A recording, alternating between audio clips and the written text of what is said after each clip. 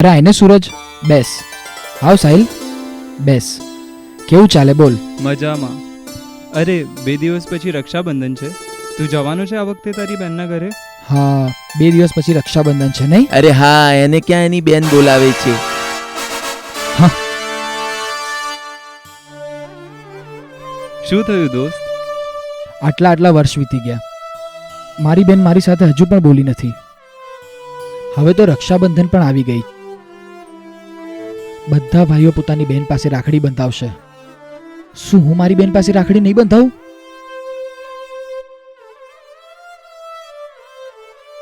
નહીં, હું આ વખતે મારી બેન પાસે રાખડી બંધાવીશ. જરૂર બંધાવીશ, જરૂર.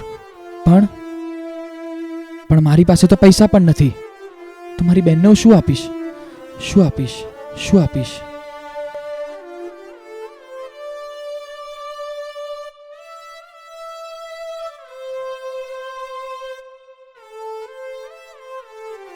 હલો અજય, હા, તું અત્યારે મને મળી શકે છે? સારું. પ્લીઝ, મારે હાલત તારું અત્યારે કામ છે. પ્લીઝ. હા. હા, હું આવું છું તને મળવા. હા, આવું છું. ચાલ મારી સાથે. હા.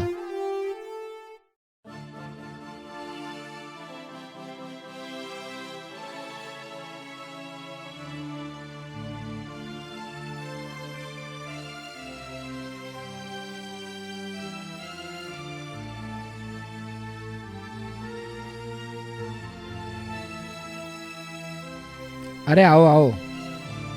બોલો ભાઈ, શું કામ હતું? મારે અર્જન્ટ પૈસાની જરૂર છે.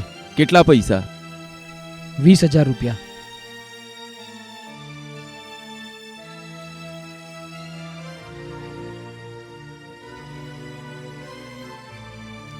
આલે દોસ્ત. પણ એના બદલામાં તમારે કંઈક રાખવું પડશે મારું. ના ના, ચાલે. આમાં શું રાખવાનું યાર? અરે રહેવા દો યાર. આ તમે રાખો, અને મારા જોડે પૈસા આવશે ત્યારે હું આ વિડીયો પાછી લઈ જઈશ. Thank you. હો. ચલ.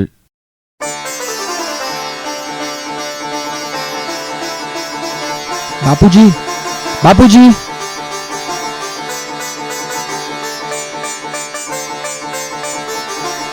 બાપુજી, બાપુજી. અરે બેટા, સારું થયું તું આવી ગયો. તારી બેનને જોવા માટે એક છોકરો પણ આવ્યો છે. તું અહીંયા? બેસ બેસ. પણ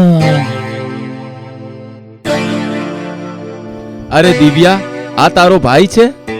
મારો કોઈ જ ભાઈ નથી. હું એનાથી નફરત કરું છું. પણ તું એનાથી કેમ નફરત કરે છે? એ મારી માના મોતનું કારણ છે, એમ બધા કહે છે. અરે એ તો તારો ભ્રમ છે. તારો ભાઈ તને કેટલો પ્રેમ કરે છે. એને તારા ખાતર શું નથી કર્યું? તારા જીવનમાં અજવાળું નાખવા પોતાના જીવનમાં અંધારું કરી નાખ્યું છે. તારા સપના પૂરા કરવા ખાતર એણે પોતાના સપના અધૂરા રાખ્યા છે. તારી એક રાખડીની અપેક્ષા ખાતર એણે પોતાના દાગીના વેચ્યા છે. આવો ભાઈ લાખોમાં એક હોય, અને જે નસીબ વાળાને જ મળે.